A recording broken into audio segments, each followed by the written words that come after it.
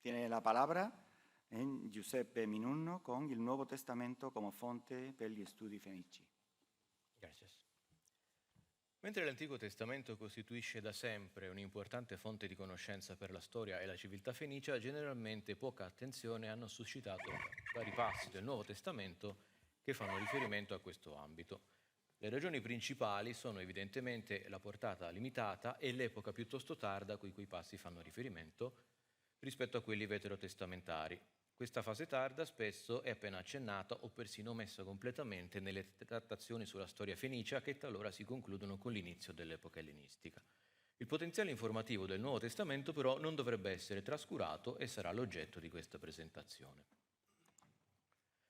La narrazione del viaggio di San Paolo negli Atti degli Apostoli fornisce alcuni dati relativi al ruolo delle città fenicie nella rete del commercio marittimo mediterraneo durante il I secolo dell'era volgare. Nel suo viaggio dall'Asia Minore a Gerusalemme, apparentemente Paolo non trovò a Rodi alcuna nave in partenza per la Fenicia, dal momento che da Rodi raggiunse Patara in Licia, dove si imbarcò su una nave diretta a Tiro. In alcuni manoscritti Patara è seguito da Caimura, la cui omissione potrebbe essere spiegabile come omoteleuton. Accettando questa lezione, la nave sarebbe salpata per Tiro dallo stesso porto al quale approderà la nave che da Sidone trasportava Paolo in viaggio verso Roma, Atti 27, 2-6. Ad ogni modo, quale che ne fosse il porto di partenza, la nave sembrerebbe avere compiuto una traversata diretta, passando in vista di Cipro e lasciandosela a sinistra. A Tiro la nave fu scaricata, ma la natura del carico purtroppo non è indicata nel testo. Questa precisazione, ad ogni modo, potrebbe suggerire che la nave in questione non fosse di Tiro, ma che vi giungesse solo per motivi commerciali. Paolo sarebbe salpato da Tiro per Tolemaide solo una settimana dopo. Non è chiaro se ripartendo con la stessa nave con la quale era giunto a Tiro o tramite un'altra. L'uso dell'articolo determinativo sembrerebbe confermare che si trattasse della stessa nave, ma questo elemento non è considerato decisivo da altri studiosi. Quindi ritengono che invece la nave scaricato il carico a Tiro tornasse indietro. Un possibile compromesso indicherebbe in Tolemaide sia il punto di partenza che quello di destinazione finale della nave.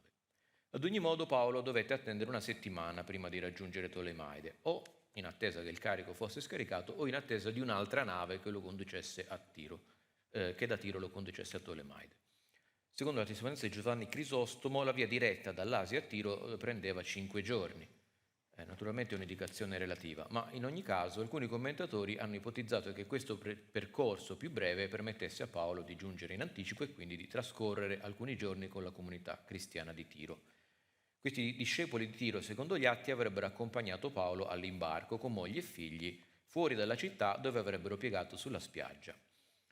Secondo le fonti, come è noto, Tiro era dotata di 2 porti, uno a nord e uno a sud, quest'ultimo detto egiziano. Ora, questa precisazione topografica è interessante. Recenti ricerche hanno dimostrato che il porto meridionale, quello che Poidar aveva identificato come porto meridionale, in realtà andrebbe interpretato come un quartiere sommerso della città, e quindi in realtà il porto meridionale andrebbe cercato da qualche altra parte, quindi probabilmente comunque è possibile, è stato ipotizzato per esempio che la nave di cui si parla negli atti partisse in realtà dall'istmo che era stato creato durante l'assedio di Alessandro Magno. Quindi in ogni caso questa menzione del Nuovo Testamento sembra suggerire appunto che questa imbarcazione partisse comunque da un'area abbastanza distante rispetto al centro. Questo è il percorso che viene indicato dagli atti per la navigazione di San Paolo. Quando successivamente Paolo fu inviato a Roma, essendosi appellato all'imperatore, fu imbarcato su una nave di Adramitio diretta ai porti dell'Asia. La nave fece tappa a Sidone il giorno seguente alla partenza, probabilmente per caricare merci o passeggeri. La sosta potrebbe essere durata qualche giorno, ma non lo sappiamo. Prima di raggiungere Mirelicia, la nave costeggiò la Cilicia e la Panfilia. Questa è una rotta che era imposta dai venti dominanti che impedivano di dirigersi direttamente dalla Fenicia a Mira, come era stato invece il viaggio di andata, diciamo, lasciandosi Cipro dal lato di dritta. Alcuni manoscritti a 27,5 indicano in 15 giorni la durata del viaggio da Sidone a Mira. Questo dato, se fosse affidabile, probabilmente include delle soste notturne, e che sia che potenzialmente affidabile insomma, supporterebbe l'ipotesi che si tratti di una glossa che inseriva proprio il dato medio della durata di questo percorso. Il traffico marittimo da Rode a Tiro, in ogni caso, forse anche da Patara, e fra Tiro e Tolemaide, sembra essere stato comunque meno intenso di quanto si sarebbe potuto immaginare. Inoltre, sia la nave con la quale Paolo viaggiò da Cesarea a Sidone e da Sidone in Asia, sia probabilmente quella che lo portò a Tiro, non erano fenicie. Quindi l'impressione che si ricava da questi dati è quella di un ruolo limitato della Fenicia nel contesto del traffico marittimo levantino dell'epoca. Un'ulteriore notizia relativa alle città fenicie è offerta da Atti 12, 20, 23, dove si narra che Sidone e Tiro cercarono di riconciliarsi con Erode e Agrippa I, che, irritato contro di loro, le aveva presumibilmente sottoposte a un embargo in una sorta di guerra doganale, bloccando l'esportazione del grano verso le città fenicie, sfruttandone così la dipendenza alimentare, che è un topos che compare già in qualche modo ai tempi delle narrazioni, nei tempi narrati relativamente a Salomone. Insomma.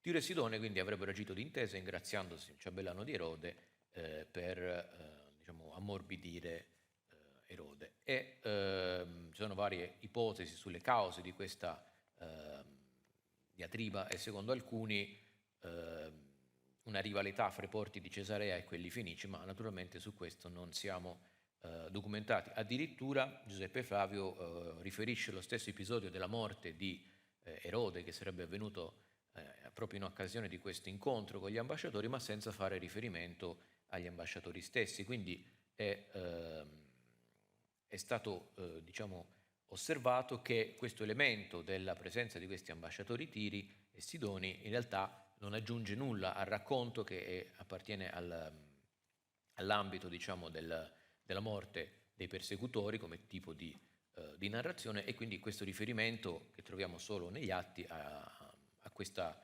ambasceria di Fenicia presso di Rode, non avendo nessuna motivazione all'interno della narrazione, potrebbe essere un elemento storico e l'occasione potrebbero essere i vicennalia del marzo del 44.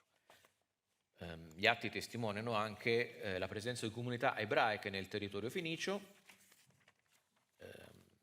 di origine cipriota, erano alcuni dei primi discepoli come Barnaba e forse quello Mnason di Cipro, vecchio discepolo presso il quale Paolo risiedeva a Gerusalemme prima dell'arresto.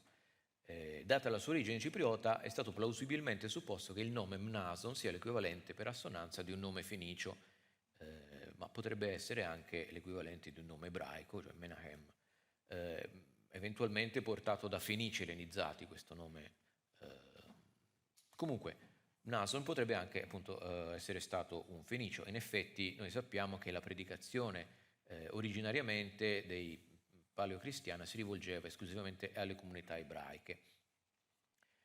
Paolo incontra dei cristiani a Tiro e cristiani piuttosto che suoi amici personali sono gli amici appunto Tusfilus che visita a Sidone.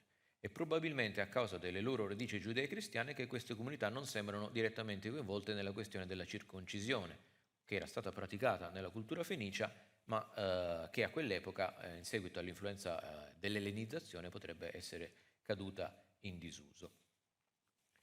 È un caso emblematico di quello che è il significato che i fenici potevano veicolare nel pensiero cristiano antico è offerto dal racconto dell'incontro tra Gesù e una donna fenicia, riportato sia nel Vangelo di Marco sia in quello di Matteo. La donna che chiede al Cristo di guarire la propria figlia posseduta, Cristo risponde che egli deve prendersi cura dei figli e non è bene dare ai cani il cibo destinato loro. La donna ribatte che dei cani possono cibarsi di ciò che cade dalla tavola e Gesù allora esaudisce la sua richiesta. Questa donna è definita Ellenis Surofoinikissa Togenei da Marco, mentre Matteo la chiama Cananaia. Quanto al primo termine, al femminile un apax, ci sono state varie proposte relative al significato, ma il termine, la precisazione Togenei sembra escludere implicazioni morali, quindi si tratterebbe in realtà di una donna comunque fenicia, distinta probabilmente dai fenici dell'Africa, se l'ambito del Nuovo Testamento è da ritenere quello originariamente di una città della costa. Quello che è significativo è il motivo per cui questa donna si rivolta a Gesù, cioè la guarigione della figlia, che ci riporta all'ambito della sanazio, che è un ambito che è notoriamente molto, diciamo così, coltivato in ambito fenice-punico. Un'altra funzione è quella contrastiva, in cui in pratica si cita l'esempio delle città fenicie come città che, pur essendo pagane, come la donna che incontra Gesù, comunque se avessero avuto gli stessi segni che sono stati dati a Israele avrebbero reagito in maniera positiva. Esempio parallelamente positivo è quella della vedova di Sarepta, che cui viene mandato Elia anziché alla popolazione, diciamo, ebraica. Questo esempio della vedova di Sarepta è stato utilizzato per indicare che all'epoca Sarepta faceva parte del territorio di Sidone, perché è indicata come Sarepta di Sidone, ma in realtà questa è una citazione, diciamo un eco del passo di uno re, dove appunto si parlava della vedova di Sarepta, quindi non è probabilmente un anacronismo. E l'esempio della donna fenicia, che in pratica si accontenta delle briciole per i cani, è in pratica il contraltare di Gesabele, la donna che invece apre Israele ai culti pagani e che alla fine, ironicamente, diventa essa stessa cibo dei cani. Grazie dell'attenzione, scusate lo sforo. Muchas gracias a Giuseppe Minuno por haberse ajustado casi al tiempo.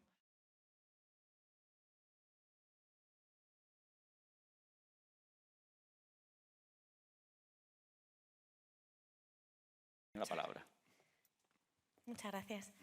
En primer lugar, agradecer la aceptación de mi propuesta y la organización del Congreso y avisar a la sala de que en 10 minutos voy a intentar dejar claro un aspecto para que eso al menos quede establecido, diciendo que es parte de una investigación que es mucho más amplia y que por supuesto quedo a disposición para comentarios y debates posteriores.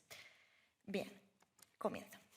Las recientes monografías de Carolina López Ruiz y de Adolfo Domínguez Monedero han revitalizado el debate historiográfico sobre la construcción del Mediterráneo. El primero ahonda en los fenicios como cultura a estudiar y el segundo establece las similitudes y diferencias entre la colonización fenicia, griega y romana. Ambas monografías tratan de dotar de valor al papel de los fenicios en la construcción del Mediterráneo.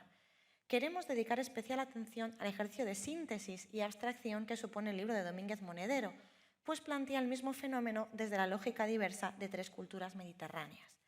Ambas lecturas han demostrado que el fenómeno que denominamos colonización, salvando las distancias lingüísticas ya estudiadas, tiene puntos en común entre los tres espacios.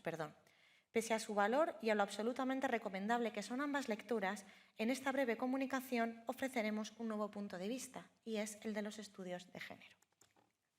Fenicios, griegos y romanos fundaron ciudades, entendiendo estas fundaciones como el establecimiento en un espacio nuevo. Lo llamemos colonias, apoikiai o nuevos establecimientos, no es óbice para negar que los antiguos tuvieron problemas similares al intentar sacar adelante una nueva población. En esta propuesta pretendemos centrarnos en un caso concreto, la fundación de un asentamiento con violencia, raptando a un grupo de mujeres y la visión mitográfica que nos transmiten las fuentes, tratando bajo la misma lógica a las tres culturas. Es el patrón narrativo el que nos interesa, pues es una muestra de cómo funcionaron las lógicas de los antiguos. Todos fundando establecimientos, y las fuentes, no siempre internas y sobre todo nunca contemporáneas de los hechos, nos mostraron la misma historia que implicaba violencia contra las mujeres con fines matrimoniales. Estamos ante la visión mitificada que implica un concepto líquido de la realidad. El pasado tiene importancia simbólica y se usan elementos comunes que permitieron el entendimiento de un espectador, tal y como brillantemente puntualizó Claude Calom, que como tenemos en pantalla.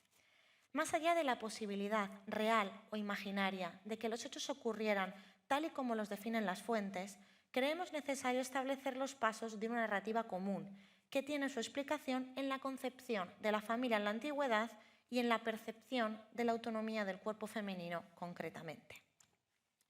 Nuestro punto de partida es la necesidad de los seres humanos de sobrevivir a una segunda generación tras la ocupación de un espacio. Parece evidente y se ha estudiado a fondo que las expediciones comerciales, las fundaciones de ciudades y la población de frontera estuvo compuesta mayoritariamente por varones. Con ello no estamos diciendo que las mujeres no pudieran formar parte del proceso, pero no en el mismo número. Los motivos son varios. Pese a haber mujeres guerreras, las mujeres no participan de manera masiva en los conflictos armados y casi siempre lo hacen defendiendo su territorio, no como fuerza que entra en combate. En las fundaciones coloniales hacen falta brazos fuertes y la posibilidad de una rápida respuesta a un ataque. Pudo haber familias, especialmente entre los líderes de la misma, o sacerdotisas, como el caso de Aristarca en la fundación de Masalia. Finalmente, los varones son los que son incómodos al poder político, los que producen revueltas y conflictos, mientras que las mujeres están sujetas a la casa. La clave en este estudio es el número de mujeres disponibles en un nuevo lugar, pues además de la defensa y la construcción de un nuevo lugar, la roturación de tierras y el establecimiento de relaciones con vecinos, los seres humanos han de reproducirse. Históricamente, las propias fuentes usan... Creo que me he ido, efectivamente. Los 3 casos de estudio que vamos a tratar son las fundaciones de Cartago, la fundación de Mileto y la fundación de Roma o el rapto de las Sabinas. Ahora sí. Los 3 episodios tienen en común su imprecisión cronológica. Arqueológicamente, los 3 espacios han sido ocupados lo suficientemente para que sea complejo llegar a los estratos más antiguos. Históricamente, las propias fuentes usan referencias especialmente problemáticas para ofrecernos una cronología, como es el caso de la Guerra de Troya en el caso de Cartago y Roma, o el cinecismo ateniense y el abandono del Pritaneo en el caso de Mileto. Esta cronología ambigua sitúa la fundación en los tiempos míticos, cuna de héroes y de episodios fantásticos que encierran enseñanzas vitales. Finalmente, y esta es la clave relevante, las fuentes que nos transmiten las historias son griegas, o bien escritas por autores griegos o bien por tradiciones de origen griego. Esa es la clave de narración de los hechos en función de una lógica, con un mismo tratamiento que reciben las mujeres y su sexualidad. Los 3 casos incluyen la necesidad de capturar mujeres por un motivo de supervivencia, cuando los nuevos pobladores escogen a un grupo de mujeres. En Mileto, el objeto de la violación masiva es un grupo de carias tomadas a la fuerza tras la muerte de sus padres. La historia es contada por Heródoto como parte de las tradiciones de fundación de la ciudad y era repetida con motivo de orgullo por los habitantes de Mileto. De estas carias tenemos más datos, pues dejan costumbres femeninas transmitidas de madres a hijas. Las mujeres no llaman a sus esposos por su nombre ni comían en su presencia, hablándonos de la existencia del recuerdo, de la posibilidad de hechos históricos. Los milesios, insisto, estaban orgullosos de su origen, ni eran considerados menos griegos ni de origen innoble por este motivo. El caso romano es quizás el menos colonial en nuestro estudio, ya que nos centramos en la fundación de la ciudad de Roma y no en las colonias romanas que se fundan desde el periodo republicano. Arqueológicamente, sabemos que los romanos no proceden de otro lugar, sino que se gestan en el territorio del Lacio. No obstante, para reconstruir el mito de creación, aquello con lo que se identifican simbólicamente, el autor griego Dioniso de Halicarnaso recurrió a una historia que se parecía a la fundación de una colonia y que parece inspirada en Heródoto. Tenía elementos en común, como el grupo dirigente con un propósito definido, tintes épicos y, de nuevo, una historia de violencia contra las mujeres. Es una situación de emergencia, pues la pobreza de los romanos les impide ser atractivos como esposos. Tomando a las Sabinas y declarando la intención matrimonial, forzaban a sus padres a aceptar. Es especialmente relevante que Dioniso de Halicarnaso explique este episodio desde una óptica griega, afirmando que Rómulo, heredero lejano del príncipe troyano Eneas, cometió este acto según una costumbre griega. Finalmente, el caso de Cartago, ejemplificado magistralmente por Virgilio, son las mujeres chipriotas que estaban en la playa celebrando cultos las que son raptadas por orden de Dido, que actúa con metis o astucia. Más allá del interés del episodio en términos religiosos y de los interesantes estudios sobre la tradición cartaginesa de la parte que alude a las luchas de poder en Tiro, debemos destacar que son las doncellas, entendiéndolas en el sentido de cuerpo virginal que apuntó Sisa, de intachable nombre las protagonistas. Wagner y Alvar relacionaron este episodio con la actividad comercial de los fenicios, diciendo que raptar a las personas era una manera de conseguir esclavos. Sin embargo, lo planteo desde un punto de vista completamente diverso. Los fenicios, huidos de la patria, que corresponden a los servidores del hermano de Dido, más los senadores que la apoyan, son todos varones necesitados de esposas. Pese a los interesantísimos trabajos sobre la prostitución sagrada que han tenido como base este fragmento, nos interesa más la clara referencia a que son las primeras esposas de la ciudad de Cartago. La violencia y su no consentimiento, entendido ese no consentimiento como que los varones de los que son dependientes las mujeres no han aceptado este trato, no impide que se conviertan en esposas legítimas. Es de notar también que los fenicios no reciben peor trato que los griegos y los romanos, respondiendo a exactamente la misma lógica narrativa. Virgilio, autor cronológicamente próximo a Dionisio de Halicarnaso y lector de los griegos en los que se inspira, usa el mismo patrón compositivo para dar explicación a la fundación de Cartago, creando un relato mítico sobre los orígenes de las ciudades. En los tres relatos consideramos que no es casualidad que las mujeres procedan siempre de un mismo grupo y que no sean tomadas en sucesivas racias. Las mujeres también tienen su identidad en el recuerdo, y ese rapto masivo responde siempre a una planificación para ser tomadas en masa, y ese recuerdo de las mismas entronca con el origen de la ciudad. En los tres casos, el fin del rapto no es la humillación del enemigo, ni hay un conflicto bélico, sino que la necesidad es matrimonial.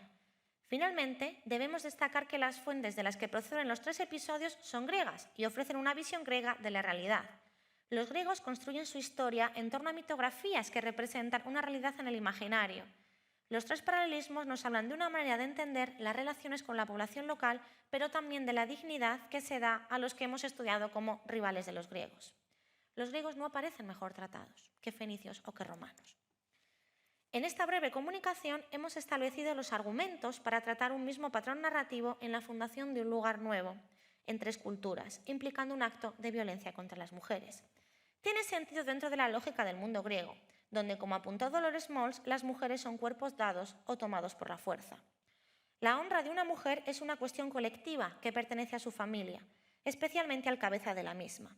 Cuando una mujer es tomada por la fuerza y es conocido este acto por la colectividad, pierde su virtud y no la puede recuperar.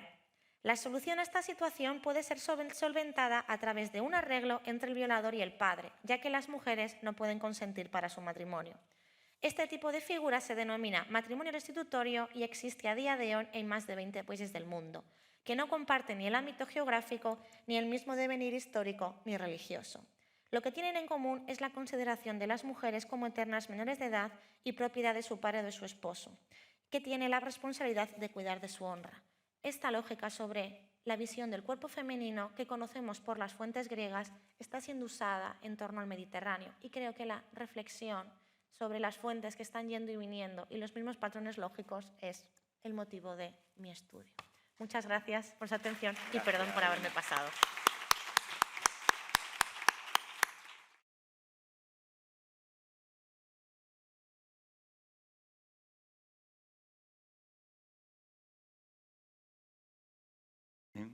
Sin más dilación, pasamos a la siguiente comunicación de Piotr Gloglowski, The Concept of Phoenicia in the Greco-Roman Times. Yes. Firstly, I would like to thank you all for this enormous effort and for having me today. One of the most significant issues in modern Phoenician Punic studies is the problem of definitions. What is Phoenician and what constitutes the Phoenician Punic culture? There is little evidence indicating that the Phoenicians developed some kind of shared collective self-identity, and if they did, how they used to call themselves. The terms we use today, Phoenicia and Phoenicians, are of Greek origin and as such, derive products of external perception. Since the known history of the civic communities in the Levantine coastland goes back as early as the Bronze Age, the application of these terms might seem anachronistic. Together with the emergence of Greek and consecutively Roman sources, the problems gain substantial significance. The question is to what extent the terminology applied by the Greeks and Romans can be considered valid cognitive tools in exploring the indigenous Phoenician culture and identity. This dilemma is nothing new in the Phoenician Punic studies, and in fact, a number of works have been devoted to the terms Phoenician and Carthaginian in the Greek-Roman sources. However, one can see that the debate tends to concentrate only on a narrow selection of sources and problems. While scholarly attention focuses on the ethnonyms, The very concept of Phoenicia, understood as a geographical entity, is rarely thought to be an independent subject that should meet a thorough examination. The aim of this paper is to present a number of observations concerning the concept of Phoenicia. As it will be suggested, the nature and semantic extent of Phoenicia changed throughout the ages. Most likely, this change reflects the evolution of Greco-Roman conceptual apparatus and collective perception regarding the Phoenicians. Keeping that in mind, we should consider possible factors driving that phenomenon. It is believed that such examination can contribute into better understanding the mental maps of the Greco-Roman antiquity and their development. Tracing this process might also help us in exploring the way the ancient constructs of Phoenicio-Punic world and Phoenician identity in the classical perception kept to evolve and eventually disintegrated and declined. The subject of this research is the Greek word Phoenike and its derivatives, including the Latin equivalent Phoenicia, as attested in the extant corpus of Greco-Roman sources. The study is based mainly on two kinds of evidence.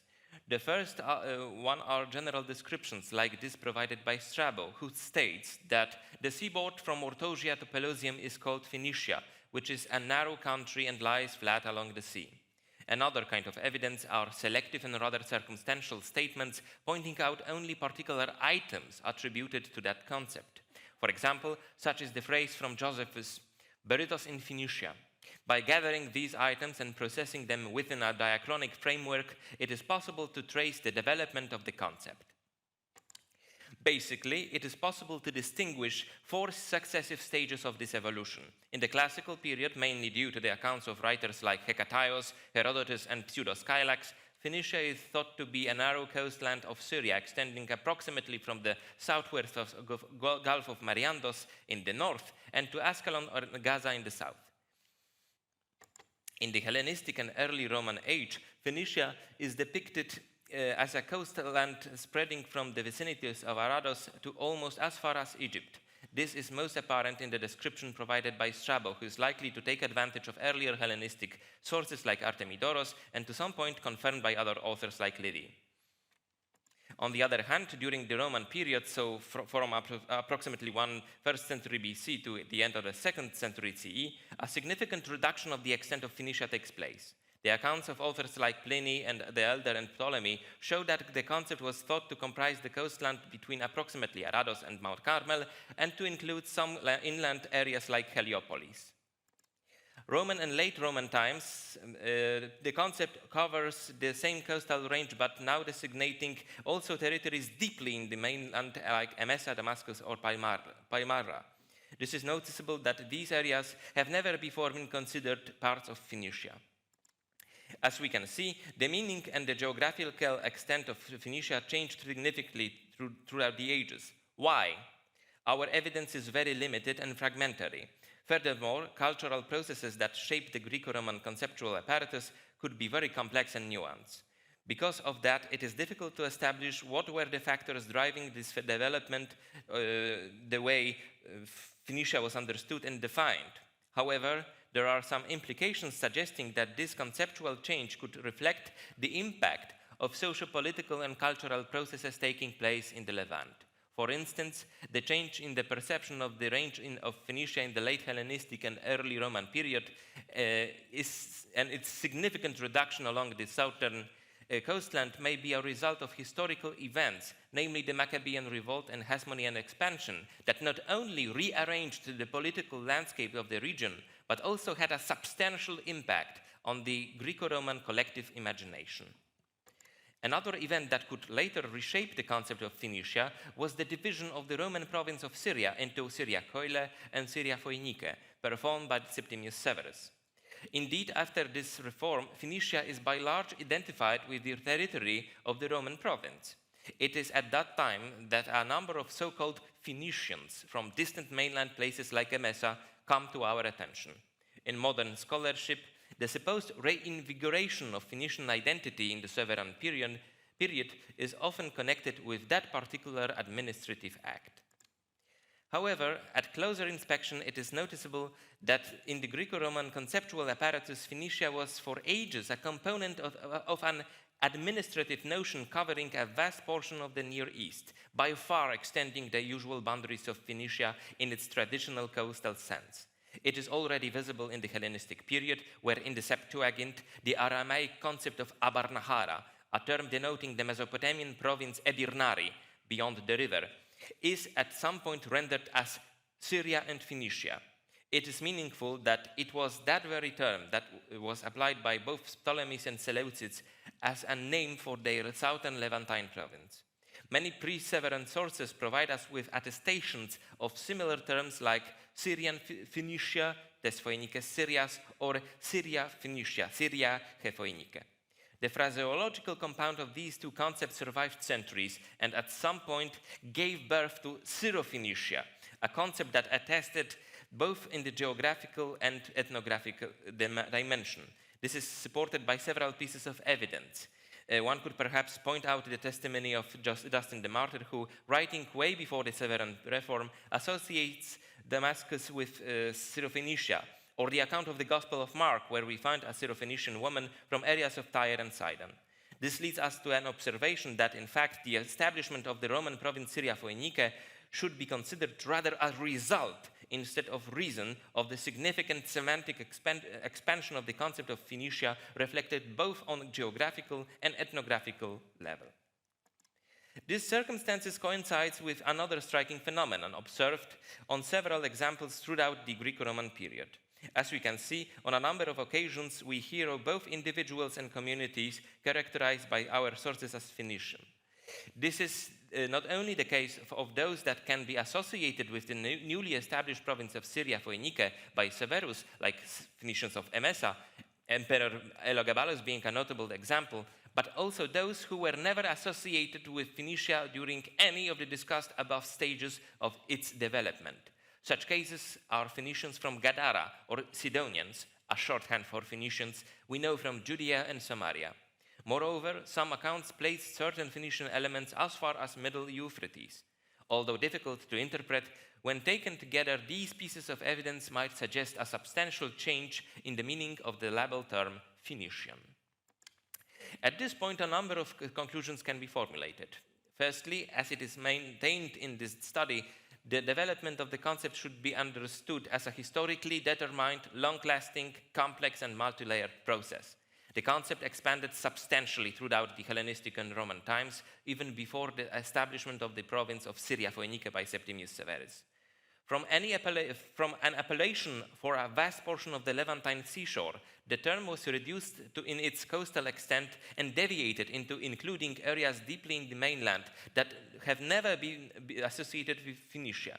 This development could be to some extent determined by socio-political and cultural factors, including political events. We can also see that the Phoenicia became also a component of other concepts like Syria and Phoenicia or Syro-Phoenicia, notions rendering an ancient Mesopotamia term beyond the river, an Akkadian Edirnari. If that interpretation is correct, one can assume that some sort of conceptual continuity of imperial structures in the Near East. On the other hand, the emergence of so-called Phoenicians outside Phoenicia in the Greco-Roman times may indicate dilution of the ethnographic meaning of Phoenicia in the Greco-Roman conceptual apparatus, what might provide some context for the decline of the Phoenician identity in the classical perception. Thank you very much for attention.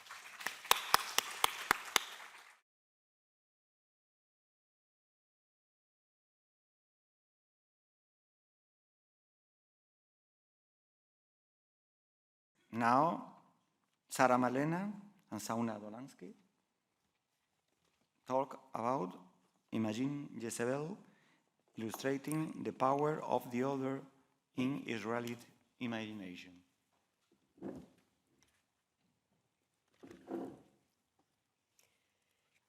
Greetings, everyone. I'm Shauna Dolansky, and on behalf of my co-author, Sarah Molina, and myself, I'd like to thank the Congress for having us here to present this aspect of our larger project on women in the ancient world, with a focus today on the figure of Jezebel. Jezebel's story is polemical and fictionalized, used in the Hebrew Bible toward an argument in favor of rejecting Phoenician religion and culture and purifying Yahwism within a later literary period. But thinking about the potential historicity of a Phoenician princess ruling in the northern Israelite kingdom raises questions and leads us to arguments that have greater implications for Phoenician studies more generally. In this paper, we are exploring the particular question of whether Jezebel's portrayal as the influential other tells us anything about Phoenician power and power dynamics in the larger region. We argue that an examination of her depiction in the biblical account provides insights into Levantine power struggles of both the 9th century as well as of the historical foundations that formed the basis of the Ahab and Jezebel narratives recorded in later centuries, and further, that a visual reconstruction of Jezebel and the biblical scenes in which she is featured allows us to deepen the reconstruction of the imagined other through Israelite eyes. Who was Jezebel? As this paper provides a case study of our new method of graphic historiography in which we anchor Jezebel's story in illustrations informed by 9th century texts and material remains, we turn now to a brief description of this method, along with some examples of how it helps us to reconstruct the potential historical basis for this narrative as it appears in the Bible. The biblical stories of Jezebel give us some information, but beyond the basic historical data that can be corroborated by extra-biblical sources, for example, the existence of the Omride dynasty, the reality of diplomatic marriages, the looming Assyrian threat, the existence of a palace at Samaria, and Jehu's coup, much of the biblical narrative, though, is unreliable because it was likely composed centuries after the events it describes. But what if we took seriously the idea of a Phoenician princess ruling in the northern kingdom? Given that the Omrides are a historical reality and diplomatic marriage was a historical reality, and that material culture is indistinguishable between Canaanite or Phoenician and northern Israelite, we are asking the question, how might we understand the story of Jezebel from the perspective of historicity rather than just literary polemic? Whether you think Israel emerged as an entity in the 11th, 10th, or 9th century, the material evidence shows a marked syncretism of older and newer elements for 9th century Israel. So the otherness of Jezebel in the actual 9th century would not have been nearly as stark as it would be for centuries later in the minds of the authors crafting the story, with a much more developed sense of a distinct Israelite or Judahite identity in terms of nationalism, culture, and religious ideologies, and looking to blame a dangerous foreign Baal-worshipping woman for the apostasy and downfall of the northern kingdom. With this idea in mind, we set about with our team of researchers to try to visually reconstruct what Jezebel's last stand would have looked like. This scene has excellent potential for mining available evidence with respect to royal women in the Iron Age and international and political intrigue. We can also examine what a hybrid identity between Phoenician and Israelite might have looked like in the 9th century BCE. And for our purposes today, this scene is particularly rich in terms of the way in which the Phoenician other is presented by the later biblical authors. So this is the scene that we illustrated first, based on 2 Kings chapter 9, verse 30, which we've translated. Our full translation, as well as complementary scenes to this one, will be available on our website shortly, which is up on the slide. So to give you a sense of how the site functions, each aspect of our drawings is linked to articles intended to inform the reader as to how we came to our reconstructions, as well as to the artifacts that informed those reconstructions. So if you click through the slides and you hover over any part of the slide, so if you hover over Jezebel's face, you'll get a link to an article on makeup in the ancient world. I don't know why we're getting blank slides here, making me nervous. Okay, so we're missing some slides, but there's a full list of articles that if you hover over in different aspects of the image, you'll see all of these articles will appear.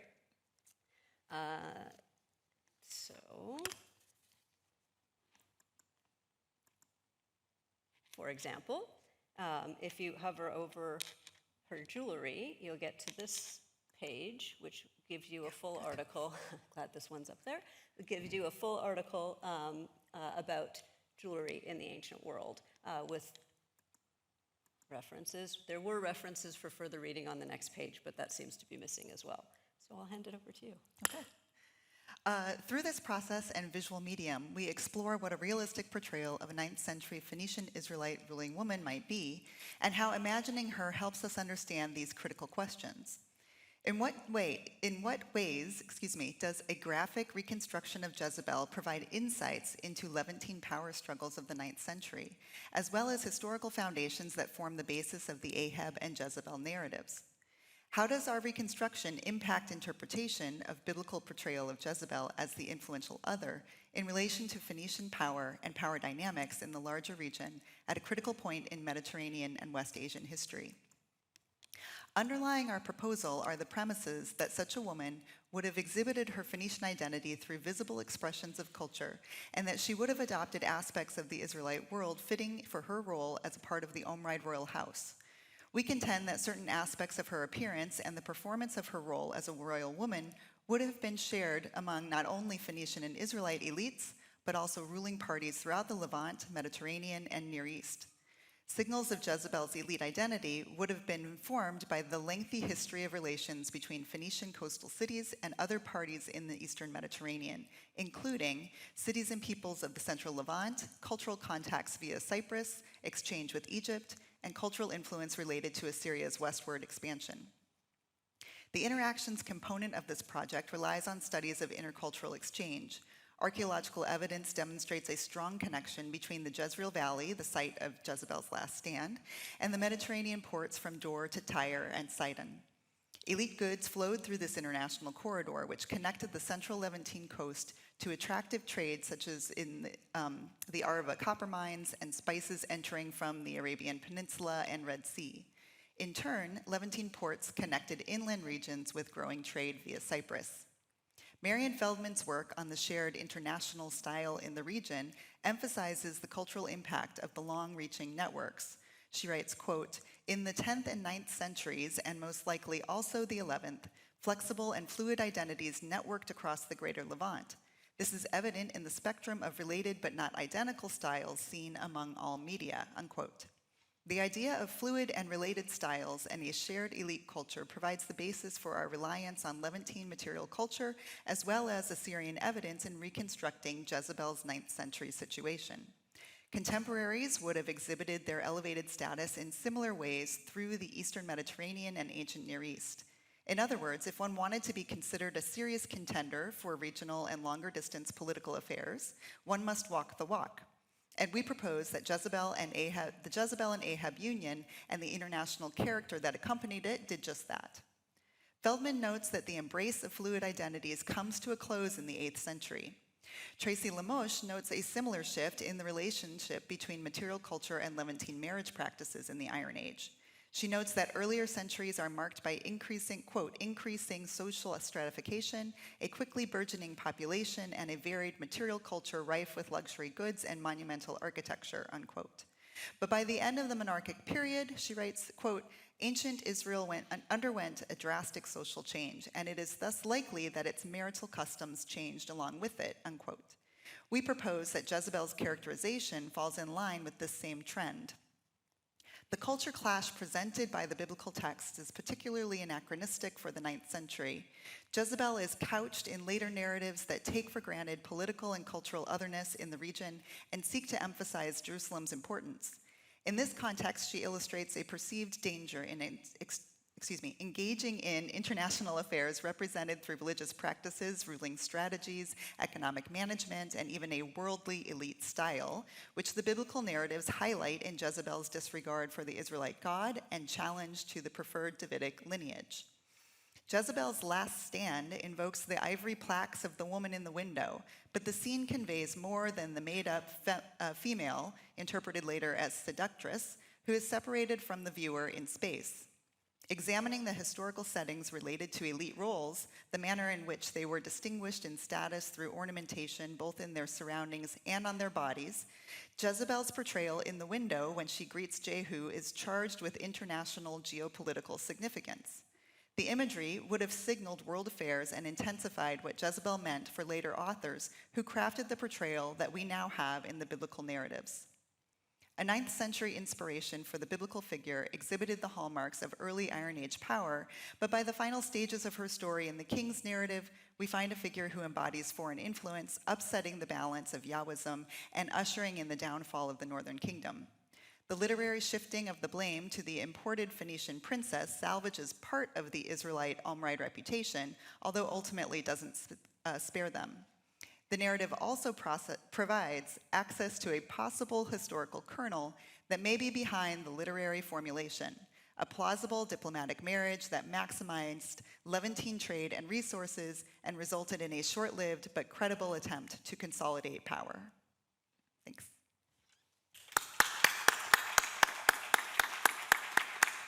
Thank you very much.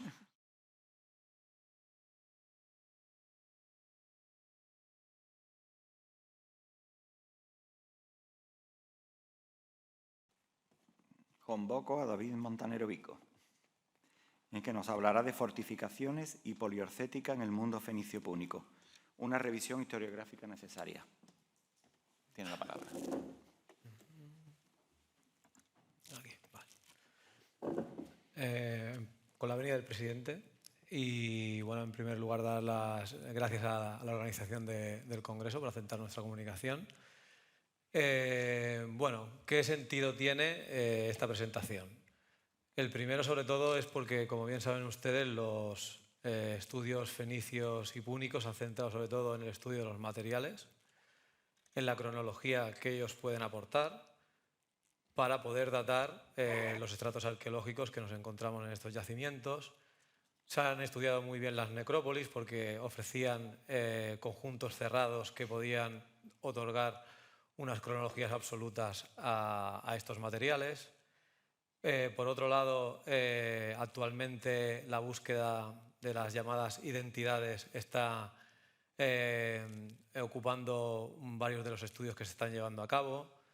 Los análisis de ADN mitocondrial nos están dando a conocer la movilidad en este lago interior que es el Mediterráneo, pero hay aspectos de la civilización fenicio-púnica que han tenido un interés marginal por parte de la investigación y por eso hemos creído interesante presentarlos en este congreso.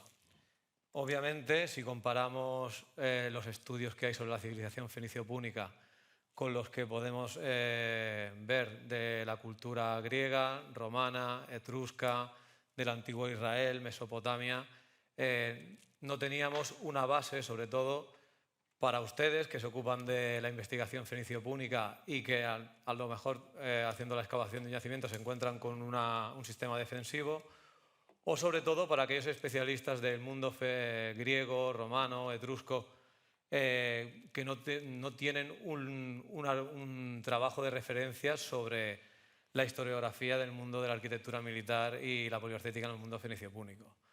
Sobre todo cuando en el mundo fenicio-púnico siempre intentamos ver las influencias de las otras civilizaciones y actualmente en algunos congresos que hemos visto sobre la arquitectura militar griega en Sicilia, en yacimientos ocupados por Cartago o bajo la soberanía de Cartago, como Segesta, Selinunte o Agrigento, ni por asomo se menciona la posibilidad de que sus sistemas defensivos hayan sido construidos por orden de Cartago o que en su ejecución hayan tenido que ver los ingenieros arquitectos militares cartagineses.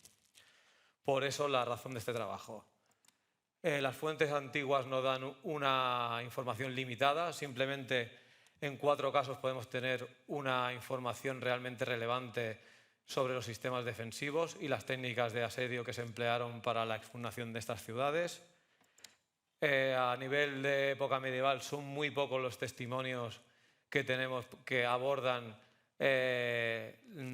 todavía la existencia en este momento de restos que se podían identificar con los antiguos sistemas de fortificación de época púnica. En el caso de Palermo tenemos a 2 viajeros y geógrafos de época musulmana que dan testimonios de esos vestigios. Tal vez sería interesante que en el tema de Cartago la gente que controla la lengua árabe pudiese profundizar en estas crónicas medievales. Y obviamente hay unos pioneros de la investigación que son la base de cualquier investigación. Desde el siglo XIX ya hubo gente, sobre todo de carrera militar, que se interesaron por el estudio de las fortificaciones. Obviamente el caso de Cartago es el más importante, donde sobre todo se prestó atención a las murallas descritas por Apiano de Alejandría en la zona del Istmo y que Falbe y Duero de la May y Tissot intentaron reconstruir. Roquefiel nos habla de una estructura cuadrangular que podría ser una torre. Posteriormente, los trabajos del general Duval en la zona del Istmo, cuyos restos parece que se pueden identificar con estas defensas de época del final de la destrucción de la ciudad. Por otro lado, trabajos importantísimos, sobre todo la documentación del arsenal de Cartago en el momento de la destrucción de la ciudad por Paul Glocker, y el estudio de 700 proyectiles de Bolaños de catapulta por parte del teniente del ejército prusiano, experto en artillería, Bernhard von Rathen, que es hoy en día todavía, y hablando del mundo fenicio púnico es extraño, un referente para el estudio de la artillería en el mundo antiguo. También Reinier nos habla de 2 proyectiles en Útica. Posteriormente, ya en el siglo XV y XVI, sobre todo en Palermo, hay crónicas de la ciudad que nos hablan todavía de esos testimonios, ¿no?, de la muralla de época púnica que en pocos lugares se nos permite reconocer, y que nosotros, bueno, cuando uno pasea por el perímetro de lo que sería la ciudad amurallada actual, todavía se ven esos restos.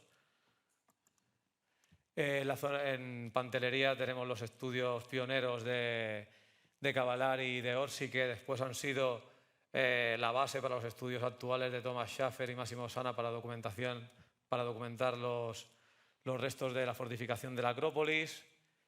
Un estudio muy interesante, sobre todo porque marca ya, ahora que está muy de moda la arqueología de la arquitectura, sobre todo el de Otto Ludwig Richter, que en su estudio sobre las letras fenicias de Erice ya nos daba a conocer 2 fases. O sea, ya hizo una lectura que posteriormente ha sido corroborada por Salvatore de Vincenzo, que la fase púnica de estas murallas era una reconstrucción de época de Pirro, un siglo antes de los estudios de Vincenzo.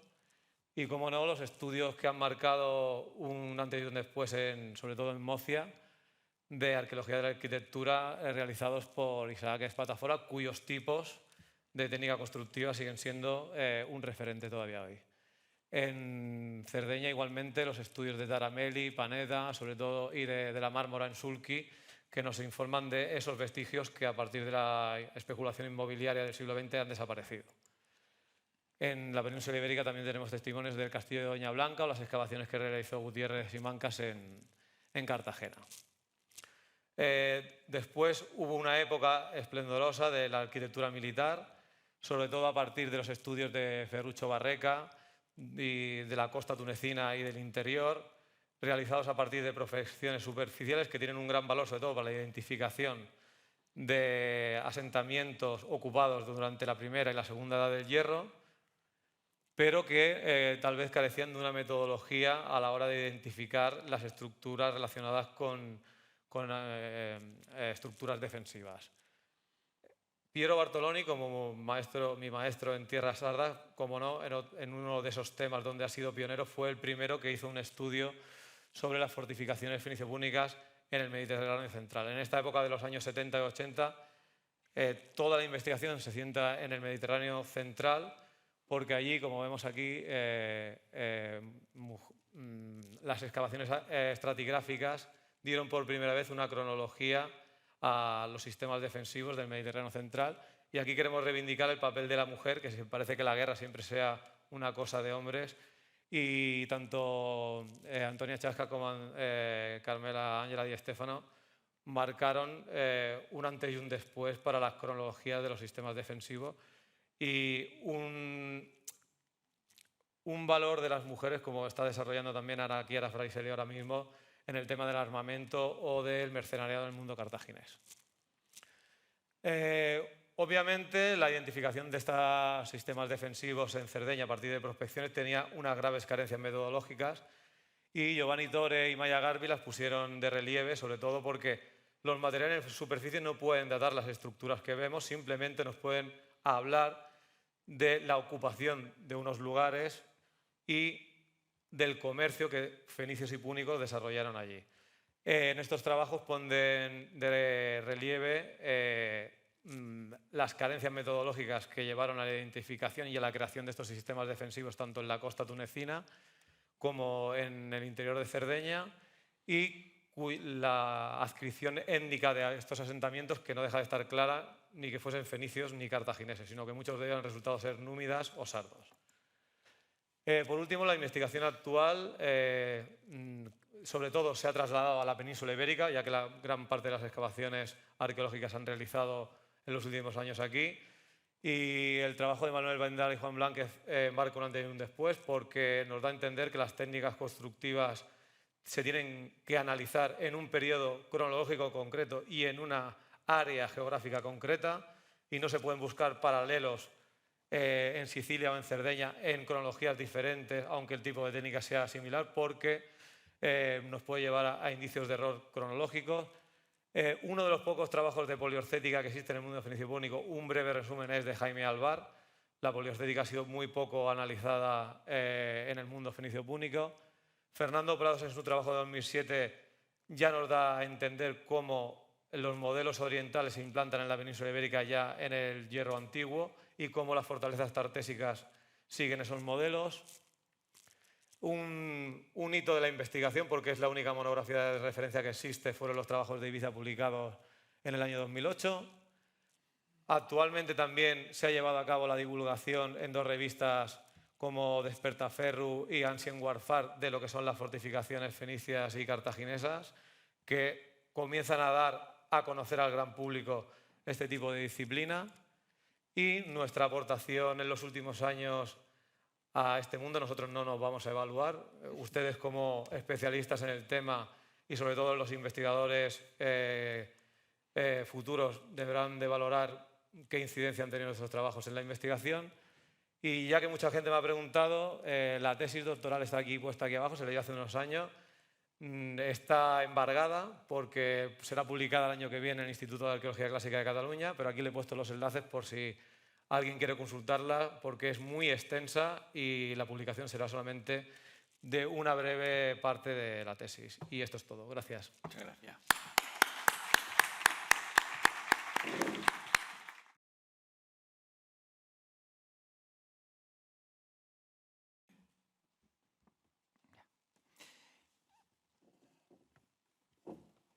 Seguidamente tiene la palabra Maria Intrieri, che nos hablarà sui rapporti fra Cartagine e Tebe alla metà del IV secolo avanti Cristi.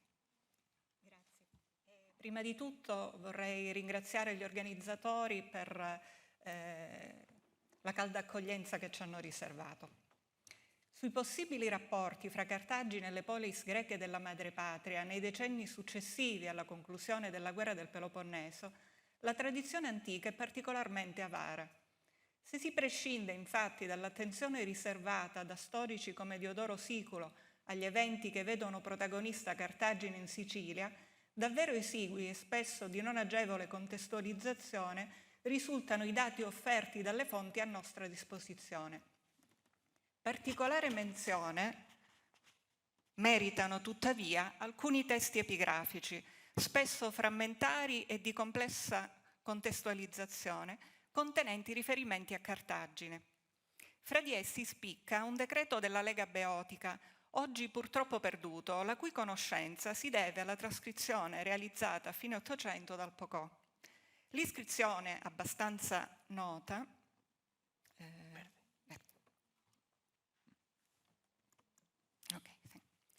L'iscrizione, ripeto, abbastanza nota, attesta la concessione della prossenia a un certo Noban Axiubo Carcadonion, un nome della cui corretta lettura tuttavia non possiamo essere certi.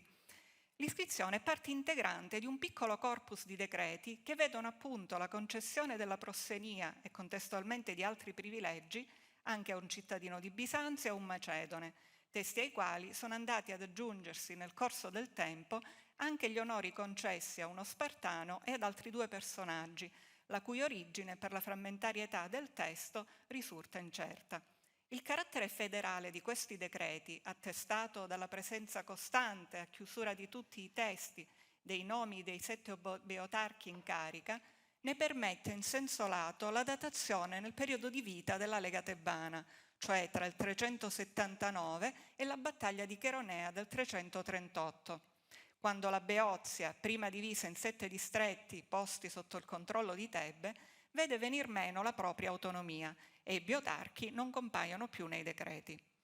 Soffermandoci nello specifico sul decreto per il cartaginese, in assenza di elenchi ufficiali o documenti attestanti con precisione e completezza i nomi dei beotarchi succedutisi nel ruolo negli anni di vita della Lega, la critica si è divisa fra quanti ne hanno proposto la datazione fra il 365 e il 363 e quanti ne hanno invece ritenuto più congrua una datazione più alta, al 369, o più bassa, agli anni 50 dello stesso secolo.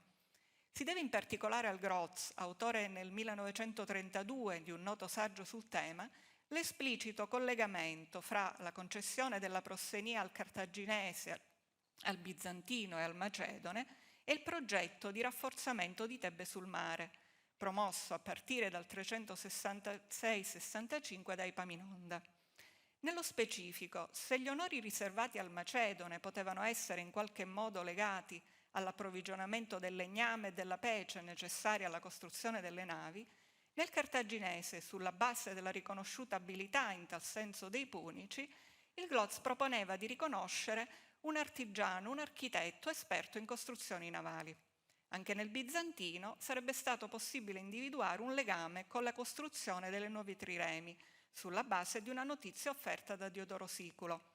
Secondo la ricostruzione dello storico siciliota, infatti, il generale tebano aveva ottenuto dall'Assemblea federale della Lega non solo l'approvazione alla costruzione di una flotta di 100 triremi e 100 alloggiamenti per navi, ma anche l'autorizzazione al coinvolgimento nelle operazioni delle città di Rodi, Chio e Bisanzio. La tesi del Glotz, senza dubbio affascinante, ha riscosso nel tempo grande fortuna, tanto da portare alcuni studiosi a ipotizzare l'avvio da parte di Tebe nel 365 di rapporti diplomatici con Cartagine, il cui primo atto sarebbe consistito appunto nell'invio in Beozia dell'aiuto tecnico richiesto da Epaminonda a Cartagine nella seconda metà del 365. Questa tesi risulta in realtà altamente speculativa. Non solo non abbiamo alcuna ulteriore notizia o traccia dell'avvio di rapporti diplomatici fra Tebe e Cartagine, ma, come è stato già notato, il testo di concessione della prossenia non offre alcun elemento utile a stabilire la professione svolta dall'onorato, né le motivazioni specifiche del suo riconoscimento come benefattore Virgetes. A ciò va aggiunto che una breve rassegna delle operazioni militari condotte dai Beoti a partire dagli anni della guerra del Peloponneso mostra con chiarezza come essi possedessero già da tempo delle navi e dunque le abilità necessarie sia alla loro costruzione sia alla gestione di una flotta, tanto da aver contribuito nel 413 con 25 triremi alla flotta peloponnesiaca operante nell'Egeo e da meritare la menzione del proprio Navarca nel monumento dedicato a Delfi dopo la battaglia navale di Egospotami.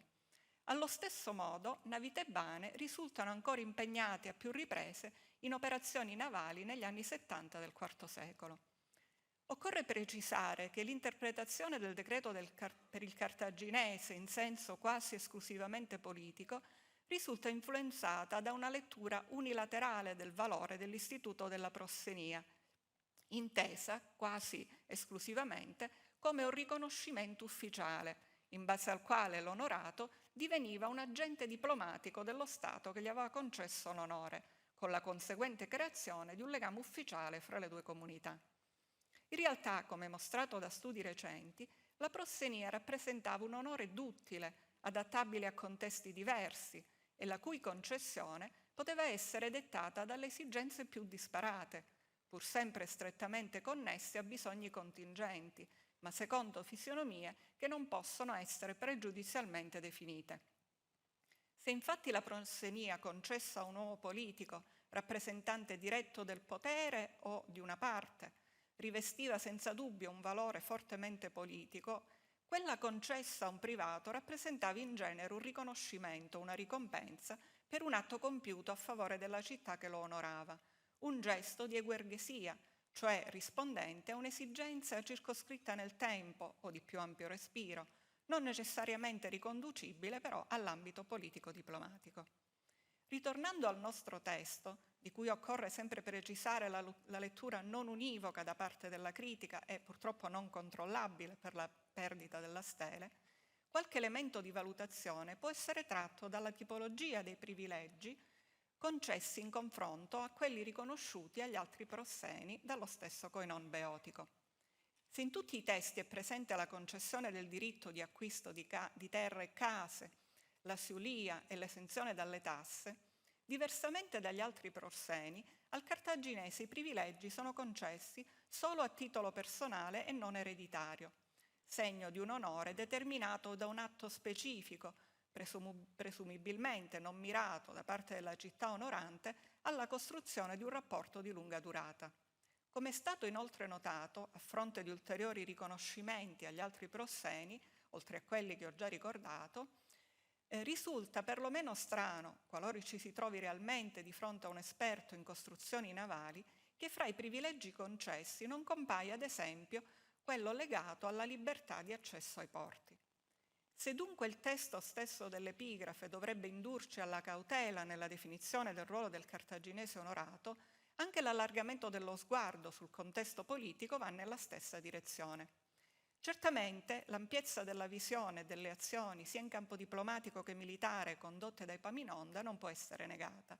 Forte ad esempio l'impressione che la missione navale condotta nel 364 nell'Egeo in funzione anti-ateniese abbia riportato un successo ben più ampio di quanto non si sia fino ad oggi ritenuto. Così come non si può negare l'interesse persiano nei confronti della sua azione, concretizzatosi, secondo alcuni studiosi, anche in un supporto economico. Ciò nonostante non vi sono elementi per poter pensare a uno stretto collegamento fra il sostegno persiano e il presunto accordo con Cartagine, come pure è stato fatto. Fuorviante risulta, nello stesso tempo, pensare a una Cartagine che guarda con favore a Tebbe, quasi in risposta all'avvicinamento fra Siracusa e Atene. L'alleanza lungamente cercata e stipulata solo nel 368 fra Atene e il tiranno siracusano Dionisio I risulta infatti quasi immediatamente vanificata dalla repentina morte del tiranno, mentre su altro versante il noto decreto ateniese per Stradon, re dei Sidoni, anch'esso databile agli anni 60 del IV secolo, rivela l'attenzione rivolta da Atene al commercio con i mercanti fenici, destinatari nel corso di tutto il IV secolo di continue attenzioni. Risulta difficile ipotizzare che Atene, costantemente interessata agli approvvigionamenti di grano e di vettovaglie, impegnata in tal senso a intessere rapporti con le comunità fenicie, non avesse contestualmente posto attenzione ai propri rapporti con Cartagine, ben attestati per lo scorcio del V secolo. A giudicare infatti dallo spazio dedicato alla città punica nel IV secolo da alcuni autori della Commedia Nuova e dalla successiva attenzione riservatala da Aristotele nella politica, i cartaginesi erano oggetto di ampio interesse nell'Atene e nella Grecia del IV secolo e i mercanti cartaginesi, come già notato nella monumentale opera di Xel, non erano certo una rarità nelle acque e nei porti dell'Egeo. Perché dunque non riconoscere il nobas un mercante? Anche il nostro testo, mi sembra, renda dunque evidente l'importanza di uno studio che, attraverso il censimento sistematico dei materiali cartaginesi rinvenuti nelle città della Grecia, possa contribuire a gettare ulteriore luce sul ruolo svolto dai suoi mercanti e della stessa città. Grazie. Grazie. Grazie.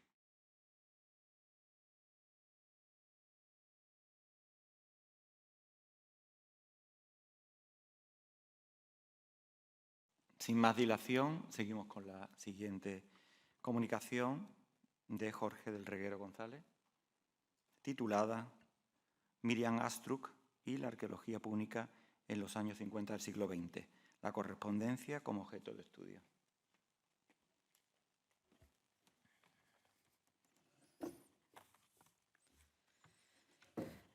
Bueno, buenas tardes a todas y a todos. En primer lugar, pues me gustaría felicitar al comité organizador de este 10º Congreso Internacional de Estudios Fenicios y Púnicos por la celebración de este encuentro. Y como viene siendo habitual que se dedique un espacio a la historiografía, pues creo que la presencia de una sesión temática dedicada a este tipo de estudios es un signo de madurez en la disciplina y una respuesta necesaria para el desarrollo de la arqueología fenicia y púnica.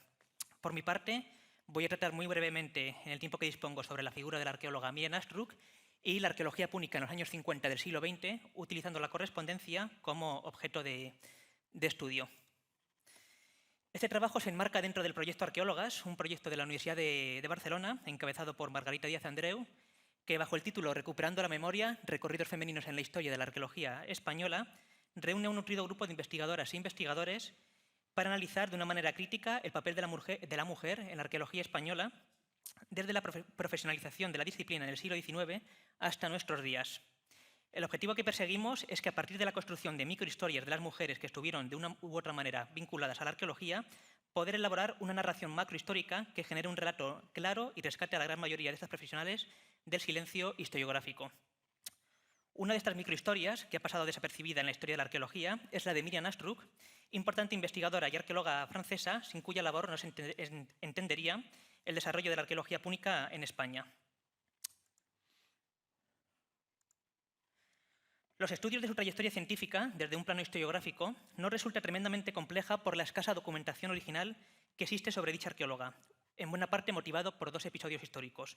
Por un lado, la destrucción de la Casa de Velázquez en 1936, en el contexto de la Guerra Civil Española, lo cual nos ha impedido recuperar documentos de aquella época para conocer en profundidad sus investigaciones durante su primera etapa científica, dado que fue en tal institución donde realizó su primera estancia entre 1931 y 1934.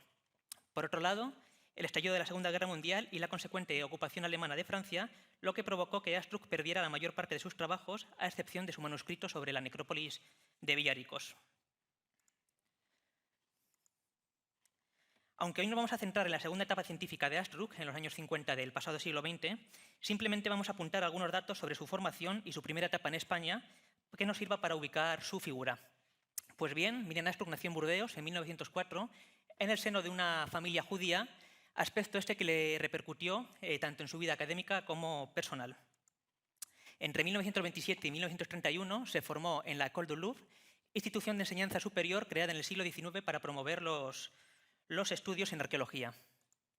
A partir de 1931 realizará su primera estancia en España con una beca del gobierno francés como alumna de la Escuela de Altos Estudios Hispánicos, mientras que en 1932 se desplazaría hasta Herrerías, en Almería, para consultar la colección Siret. Allí realizaría una ardua tarea de clasificación, catalogación y estudio de los restos recuperados en la necrópolis de Villaricos. En esos años trabajó junto con Louis Siret, como decimos, retomando los estudios iniciados por el ingeniero de minas y arqueólogo belga a principios del siglo XX. Es importante resaltar que desde 1913 Siret no había vuelto a publicar ningún trabajo sobre este yacimiento. La correspondencia mantenida años después entre Astruc y otros arqueólogos coetáneos, caso de Julio Martín de Santaolalla, nos revela ya algunos primeros datos sobre esta primera etapa científica de la arqueóloga francesa. Por ejemplo, a través de numerosas cartas sabemos que René Dussault, conservador del Departamento de Antigüedades Orientales del Museo del Louvre, fue quien le inició en la arqueología oriental y epigrafía semítica, o como también podemos observar en la carta de la pantalla, cómo Pierre Paris fue una pieza clave en la vocación hispanista de Astruc, algo que ella misma reflejó en la correspondencia al señalar que a él le debía la orientación de sus primeras investigaciones en España. O simplemente, por traer otro ejemplo a colación, cómo el fallecimiento de Louis Siret en 1934 la imposibilitó que ambos publicaran una monografía conjunta sobre la necrópolis de Villaricos.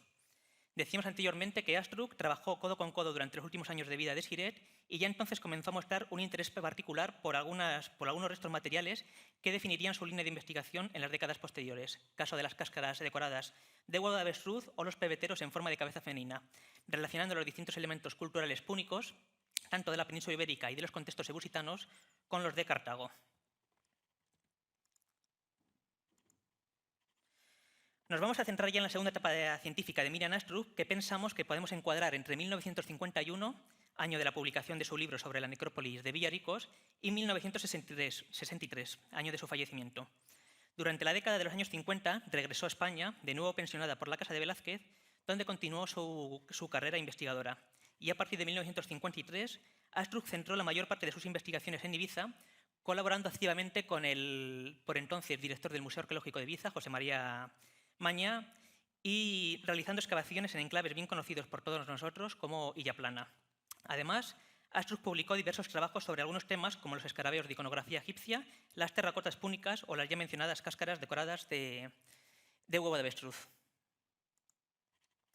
Los años 50 fue una década de gran importancia para el desarrollo de la arqueología fenicio-púnica tras la publicación del libro de Pierre Cintas sobre la cerámica púnica y el hallazgo de cerámica de engobe rojo en Mogador o en el sondeo del Algarrobo en Lixus, ambos en Marruecos, o las pateras de barniz rojo localizadas en la necrópolis ibérica del Cigarralejo, en Murcia, todo lo cual suscitaron importantes debates dentro del ámbito académico. Centrando nuestra atención en la figura de Miriam Astrup y tomando la correspondencia como objeto de estudio, por el breve tiempo que disponemos vamos a tomar tan solo algunos ejemplos que nos ilustren sobre la potencialidad de estos documentos para abrir nuevas vías de conocimiento en torno al tema que nos ocupa. Hasta la fecha sabíamos que el hallazgo de los tipos cerámicos mencionados anteriormente, en Lixus, en Mogador o en el Cigarralejo, motivó que Pierre Cintas, Miquel Tarradell y Emeterio Cuadrado se reunieran en Madrid para charlar y compartir opiniones sobre estos tipos vasculares que cada vez aparecían con más frecuencia, algo que ya sabíamos por la bibliografía, por ejemplo lo recoge el profesor Alfredo Mederos en sus Fenicios evanescentes. Pues bien, a través de la correspondencia, en este caso responde a una carta de Martínez Santolaya a Cintas, con fecha 12 de enero de 1953, observamos cómo Astruc también es citada directamente dentro de las distintas reuniones que pudieron haber mantenido en Madrid para intercambiar opiniones y plantear futuras colaboraciones. De hecho, hasta la fecha, sabíamos que tras el hallazgo de las páteras de barniz rojo en la sepultura 45 del Cigarralejo, por parte de Emeterio Cuadrado, este contactó y estuvo reunido con Donald Harden en Oxford para mostrarle algunas fotografías de la vajilla descubierta, quien las relacionó con cerámicas del Mediterráneo oriental. Sin embargo, a través de la correspondencia, tenemos constancia que Emeterio Cuadrado también tuvo un interés especial por conocer a Astruc en persona y saber su opinión sobre los materiales aparecidos en el Cigarralejo, con el propósito de intentar reconocer su origen y precisar sus cronologías. Este hecho refleja, bajo nuestro punto de vista, el interés que tenía Cuadrado por conocer la posible influencia púnica de la necrópolis ibérica, recurriendo a uno de los mayores especialistas que existía por aquel entonces en la cultura material fenicio-púnica en la península ibérica. Como pueden ver ustedes en la pantalla, observamos también una carta de Martínez Santolaya, en este caso dirigida a Astruc, con fecha 29 de noviembre de 1950, donde el propio Martínez Santolaya tiene el gusto de presentarle al comisario de excavaciones arqueológicas, don Emeterio Cuadrado, a quien le interesa extraordinariamente conocerla a usted, a Miriam Astruc, para saber su opinión y consejos sobre distintas cuestiones de su especialidad. Sabemos, además, que este encuentro entre Cuadrado y Astruc se dio lugar en París a final de 1950, pues fue en dicha reunión cuando Astruc le entregó a Emeterio Cuadrado su manuscrito sobre la necrópolis de Villaricos para que este último se lo entregara en persona a Martínez Santolaya para su posterior publicación en los informes y memorias de la Comisaría General de Excavaciones Arqueológicas. Para ir terminando, tan solo apuntar que la correspondencia también nos ofrece algunos datos muy interesantes sobre la propia publicación de la necrópolis de Villaricos, una monografía que, desde un punto de vista historiográfico, tiene una enorme importancia para nosotros, dado que por primera vez se pone en tela de juicio las fuentes clásicas en relación con la cronología del fenómeno de la colonización fenicia. De hecho, Astruc dice que hasta la fecha no se había hecho ningún descubrimiento oriental en la península ibérica anterior al siglo VII, haciendo alusión a las terracotas de Illa Plana, a los distintos hallazgos sucedidos en Málaga o al denominado sacerdote de Cádiz. En esta última carta que traemos a colación, Astruc comenta a Martínez Santolaya que mi idea siempre ha sido hacer de este libro, de la necrópolis de Villaricos, un instrumento de trabajo que ha faltado mucho hasta ahora, por ejemplo, a don Antonio García Bellido en sus Fenicios y Cartagineses. En definitiva, lo que pretendía Astruc era una monografía lo más completa posible sobre el yacimiento. Pues bien, con esta comunicación tan solo hemos querido ofrecer un primer avance de los trabajos que estamos desarrollando sobre distintas pioneras de la arqueología fenicio-púnica y en el caso de Astruc podemos aventurarnos a decir que tuvo un papel muy destacado en las distintas discusiones que surgieron a mediados del siglo XX sobre las nuevas evidencias materiales de época fenicio-púnica. Sobre sus cronologías, evidentemente, e influencias, según se desprende de la correspondencia mantenida con otros arqueólogos coetáneos. Por último, creemos importante apuntar que hasta la fecha, dentro de una visión completamente androcéntrica de la disciplina arqueológica, la historiografía ha centrado su atención en diferentes arqueólogos a la hora de tratar la configuración y el desarrollo de la arqueología fenicio-púnica. Por ello, creemos justo que comencemos a valorar la trayectoria científica y los estudios pioneros de otras figuras, de otras arqueólogas que han pasado completamente desapercibidas en los estudios historiográficos y que a través de los archivos y de los legados documentales debemos recuperar. Muchas gracias.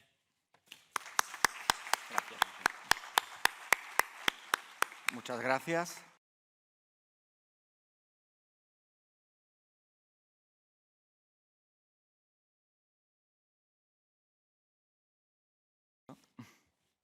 Yo voy a hablar de, primero, como todos, me pongo, hablo por el micrófono y empiezo.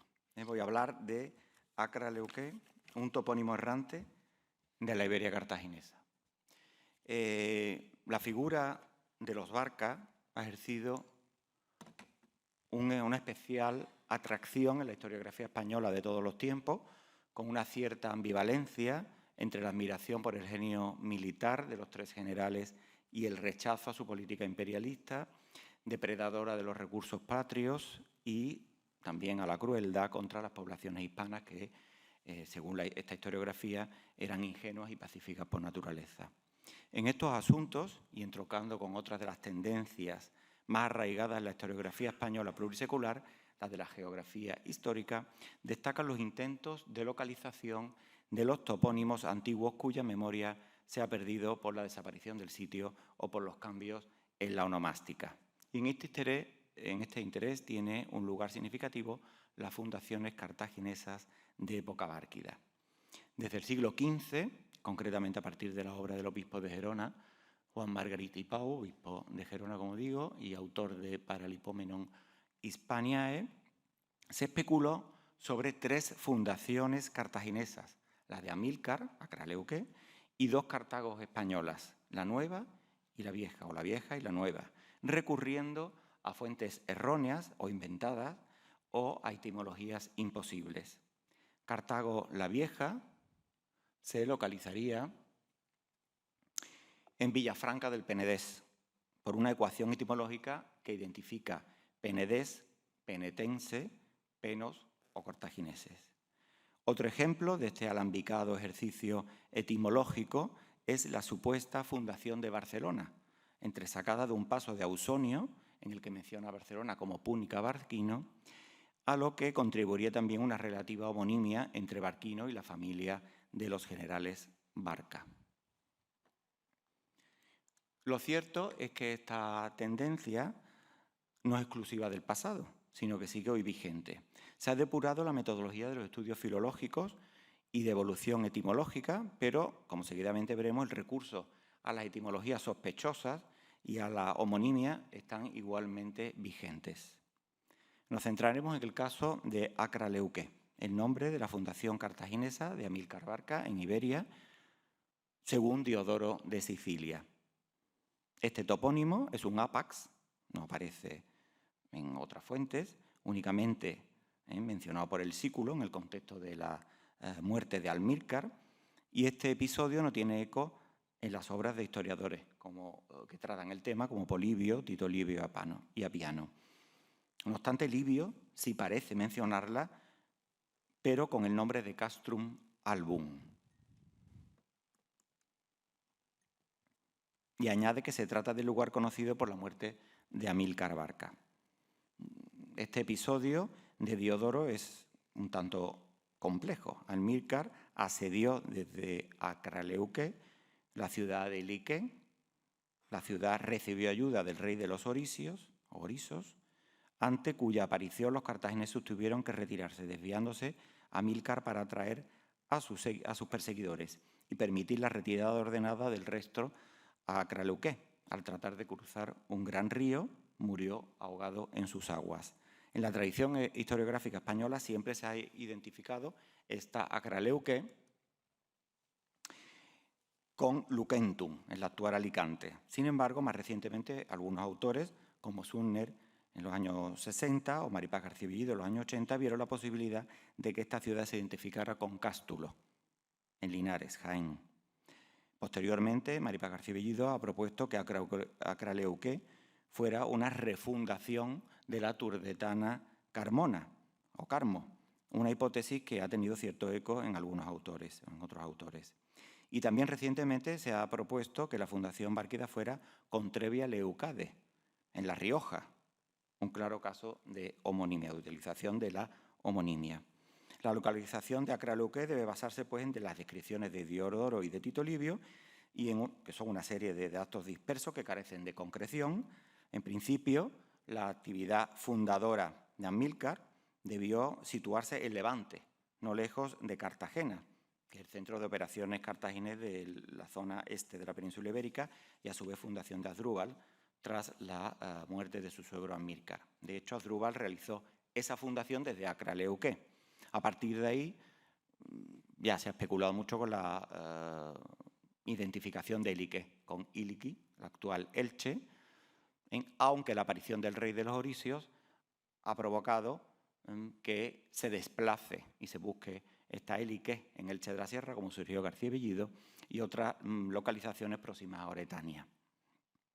Y al río pues, se ha identificado con el Vinalopó o con el Segura. El Vinalopó se decía que no, porque no tenía agua suficiente como para que se ahogara Amílcar. Por lo tanto, era el Segura. Lo cierto es que estas especulaciones están basadas en estos dos textos, cuyas fuentes son desconocidas. Se habla de uno de los historiadores griegos que acompañan a Aníbal en sus campañas, Sileno de Caleaste, y Deodoro y Tito Livio epitoman, que ese es el problema del texto o de los textos, epitoman un relato que tendría muchísimos más detalles, cuando el problema es que esa condensación hace que todo nos parezca que está cercano, cuando no debió ser real. Concatena una serie de hechos y de un espacio que no tuvo que ser real. Sea como fuere, en este trabajo nos interesa la identificación de Acraleuque. Primeramente descartaremos antes de las atribuciones que creemos más inverosímiles.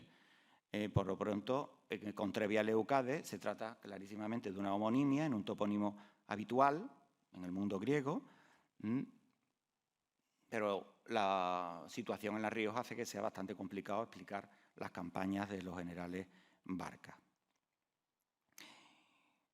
La aparición de este adjetivo y sus derivados es muy frecuente en el Mediterráneo. Leucas, que es una isla del Mar Jónico, Leucas Petre, aparece en Homero, o Leuque Acté en Heródoto. Su ubicación, por lo tanto, en La Rioja yo creo que es bastante compleja. En el caso de Carmona, los argumentos que se han utilizado siempre para la atribución del interés cartaginés nos parecen excesivamente lábiles. Por ejemplo, la cercanía de las minas de Sierra Morena, la cercanía entre Alicante y Cartago no hace que sea innecesaria una y otra. Por ejemplo, un cuarto criterio es la topografía del sitio, una cosa muy genérica. Por lo tanto, y en el caso de Cástulo ocurre una cosa parecida. Los argumentos son simplemente que está en Oretania y que tiene zonas ricas en minas, concretamente las de Linares, las de Cástulo. A lo que se añadiría también el matrimonio de Aníbal con Imilce, que es una princesa castulonense. En definitiva, y no me queda mucho tiempo, lo que queremos llamar la atención es el topónimo. El topónimo de época romana, en el caso que se identifique con Lucentum, con el actual Alicante, es bastante interesante porque, por un lado, se define en el actual Tossa de Manise, la palabra en catalán Tossa significa colinia, promontorio, en valenciano o en catalán. La palabra que utiliza Tito Livio es castrum, plaza fuerte, que tiene también la misma acepción de acra, eso por un lado. Y por otro, Lucentum. El Lucentum en las fuentes latinas tiene paralelos en la toponimia ibérica, por ejemplo, Lucungentum, en la provincia de Sevilla, que puede hacer alusión a una raíz, luc, que puede ser utilizada o que pudo servir a tanto a los cartagineses como a los propios griegos para de ahí establecer una homonimia entre el nombre original, un luc lo que fuera, o Lucentum, y Acraleuque, ¿no? Y posteriormente Alicante. Hay paralelos, Saguntum, Sacintos, bueno, esto necesitaría un comentario filológico un poco más complicado, pero bueno, la cuestión es esa, que si a eso, el comentario filológico, le añadimos las excavaciones realizadas por Olcina y los estudios realizados por Olcina, en la que se ha visto clarísimamente que el Tossa de Manise tiene una muralla de época bárquida sobre un asentamiento o no poblado o escasamente poblado con anterioridad, yo creo que el problema en sí debería ser, aparte de unas cuestiones geoestratégicas y históricas, de concentración de la atención cartaginesa en el sureste de la península ibérica, por motivos obvios, hace que precisamente el topónimo Acra-Leuca se pueda, de alguna manera, asociar a Luquentum Alicante. Y eso es todo.